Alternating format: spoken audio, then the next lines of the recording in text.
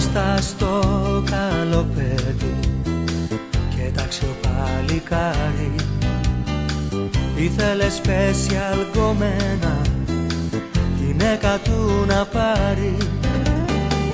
Έψαχνε όρη και βουνά, έψαχνε παραλίες, μα που να βρει γυναίκα με αξίες.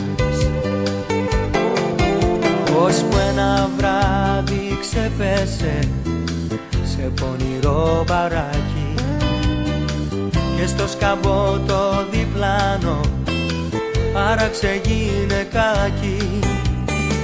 Τα μάτια συναντηθήκαν κι άλλαξανε κουβέντες και δώσανε και ραντεβού κάτω απ' τις ασπρές τέντες.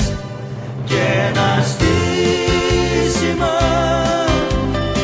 και το φίλι της το νηστίσιμο τον βάλανε τον άνθρωπο στη σπαντρία στο Λούκι.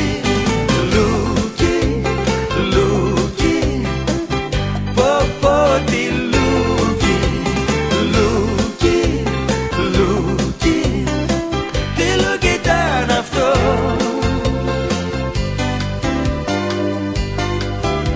Οι φίλοι του τον ψάχνανε, μ' αυτός ήταν χαμένος. Στην αγκαλιά της γκομένας ήταν βαθιά χωμένος. Δεν έβγαινε ο ανθρώπος να πάρει λίγο αέρα. Στα μάτια την κοιτάζω όλη μέρα. Ώσπου ένα βράδυ άραξε στο ίδιο το μπαράκι κι είπε να πιει όπως παλιά κανένα ουισκάκι. Τα μάτια της θυμηθήκε κι άρχισε να του λείπει. Μια καλή νύχτα ψέλισε και τρέξε για το σπίτι.